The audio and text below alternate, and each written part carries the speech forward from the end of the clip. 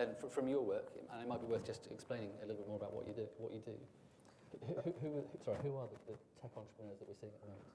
That's a tough question. I mean, so sort of Tech City UK is a government organisation set up to try and encourage entrepreneurship, particularly focused on the East London cluster. And so in my day in life, I tend to encounter quite a lot of either hope to be successful or successful entrepreneurs. And it's tricky, you know, there's no kind of, there's no route to success. There's no guaranteed background that indicates that you'll be successful as a tech entrepreneur. I mean, not only in Tech City, but also in the UK and the world. I mean, some of the greatest companies have been founded by people who left university and were college dropouts. I myself I think I have 3 GCSEs total. And I think it's not necessarily about kind of formalized education. I think it's far more about the sort of the approach of the individual. I think all of the entrepreneurs that I meet are passionate to a fault, are creative to a fault, are sort of dedicated,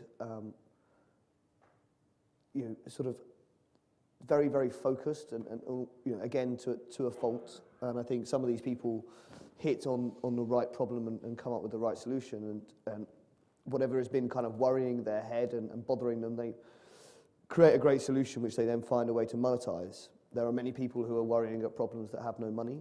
There are many people who are worrying about money without having a problem to solve. You know, there are you know, I would love to be able to take all of them and kind of put them together into some sort of ubermensch of entrepreneurship and change the world. But I think one of the big things is a dissatisfaction that is kind of quite palpable, a desire to sort of to change and to be different and to look at things and basically consider them idiotic, and really try and rip that up. And you know, the point on sort of primary school learning, I mean, that was the happiest for me at school, for sure. You know, building, you know, there was no necessarily rigorous analysis of what you were doing, just, you know, the occasional concern the school psychiatrist might have a strongly worded talk with your parents. I think we need to bring back this interactivity into learning, full stop. And I'm a big believer in a sort of many-to-many concept of multiple interactions creating much greater ideas. And I think, you know, it's kind of ludicrous for me to say this talking to you all. I think one-to-many sort of broadcast scenarios are unfortunately the past, and I think we've seen with the internet that people are really keen to interact with other people, disparate voices, and I think to sort of people like that sort of storytelling piece. They like that multiple voices, and I think because it, you know, as Bakhtin would tell us, kind of mirrors our own sort of our own thinking. I think we like having differing opinions, and I think that's the interesting thing about sort of digital making is there are so many different routes that actually a child or a caregiver can experiment and find that, and the child can find that, and especially youngsters, they're kind of much more accepting. They're quite happy to be like, this isn't perfect. I can do this and something else, you know. Whereas I think when we're sort of in our careers and we're focused on stuff, we're only trying to work out what's either good for our career, and so we don't maybe learn the things we should learn in a way.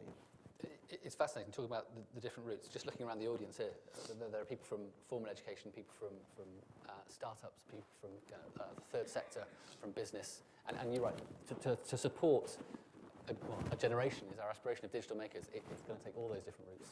But the thing that's interesting is you talked about the things that begin to make a successful entrepreneur, and you talked about a dissatisfaction with the current world, creativity to a fault, dedication to a fault. You didn't talk about their ability to code or the kind of the technical stuff.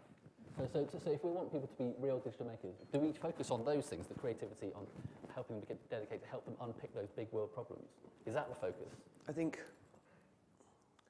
so I mean, an entrepreneur for me is anyone who solves problems, and I guess it really doesn't really matter how you do that.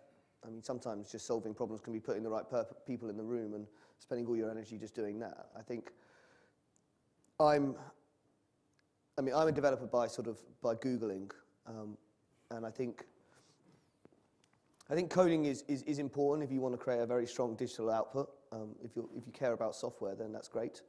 But software is really hard and actually really geeky and requires you to do all sorts of really tedious sort of things that aren't that much fun. You have to kind of worry about security and piracy and revenue models. You know, if what you want to do is get your toaster to be able to text you when your toast is done, then you know your level of coding required is fairly nominal.